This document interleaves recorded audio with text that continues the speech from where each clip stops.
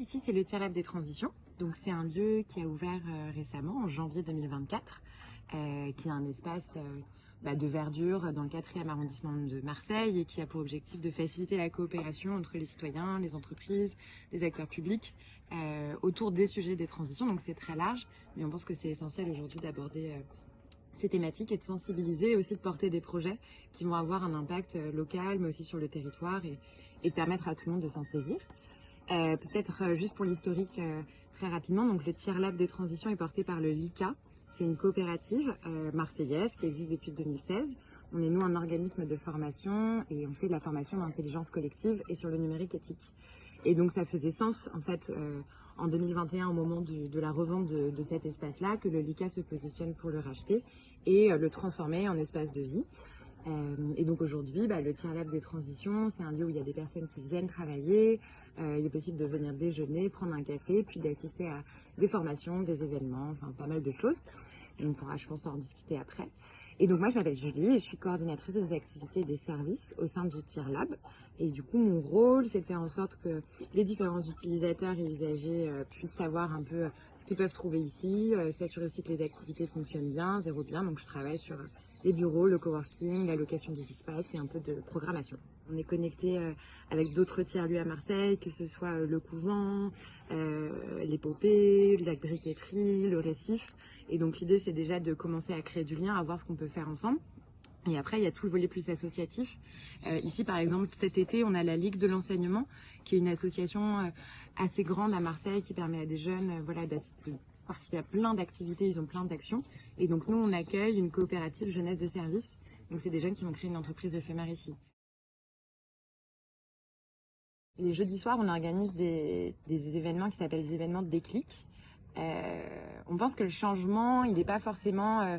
si on parle du changement individuel, ça va pas forcément être quelque chose de total qui va se faire en 2 minutes. Enfin, tu vois, un truc, un bouleversement. Mais parfois, c'est des petits déclics. Ça peut être des petites conférences, des conférences où on va entendre des choses qui vont résonner.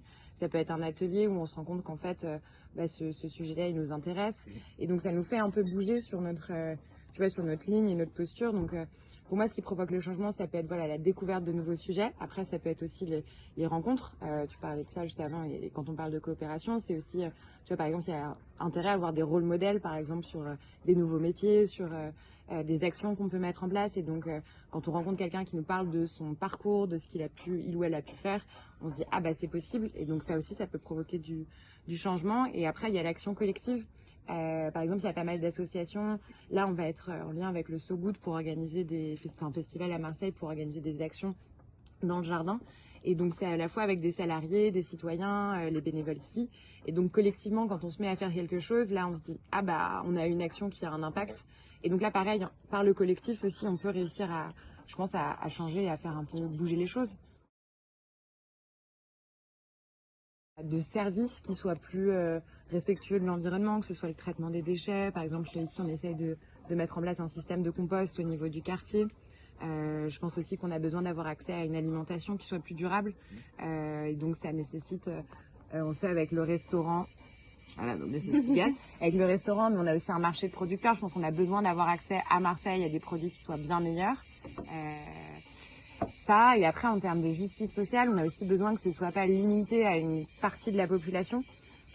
Donc, comment est-ce qu'on fait en sorte que ça se diffuse ? Je pense que, par exemple, l'accès à des métiers qui sont en lien avec l'écologie, c'est hyper important et ça peut vraiment être vecteur de transformer, la position et la place des individus, de chacun. Et donc, c'est de la formation de qualité sur de nouveaux métiers. Enfin, tout ça, c'est hyper important. Vraiment, sur la partie métier, là, on lance ce pôle de formation. Avec la transition, il y a des nouveaux métiers sur l'éco-construction, par exemple, ou le recyclage, qui sont des métiers dont on va avoir de plus en plus besoin, qui sont porteurs de valeur. C'est-à-dire que très concrètement, il y a du taf. C'est en général bien rémunéré. Il y a possibilité de monter son entreprise. Enfin, là, très concrètement, de montrer que l'écologie n'est pas forcément déconnectée de notre réalité, ça peut se faire. Et donc, c'est comme ça aussi que ça se diffuse et que c'est pas juste un entre-soi, parce qu'il a souvent été le cas. Nous, c'est un enjeu aussi de s'assurer qu'il y a une grande diversité de personnes qui viennent ici. Et c'est pour ça que, par exemple, on fait aussi des fêtes de quartier tous les 3 mois, où là, on essaye vraiment d'inviter, de convier le plus grand monde. Donc, on a entre 300 et 500 personnes.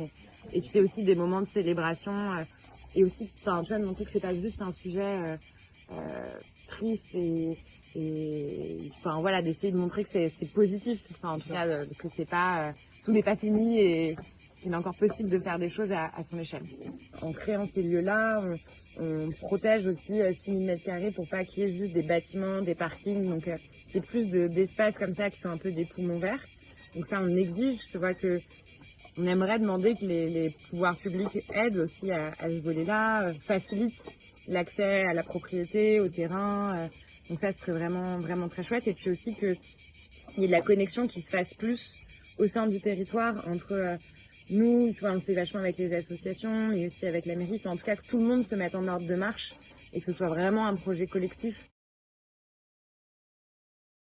L'art, je trouve que ça permet d'aller toucher les émotions, de provoquer autre chose en soi. Tu vois, quand tu t'assistes à une, enfin, je sais pas, une performance, un truc, c'est quelque chose qui te reste en tête, que ça marque plus que juste une conférence très blablabla, descendante. Là, il se passe quelque chose, quoi.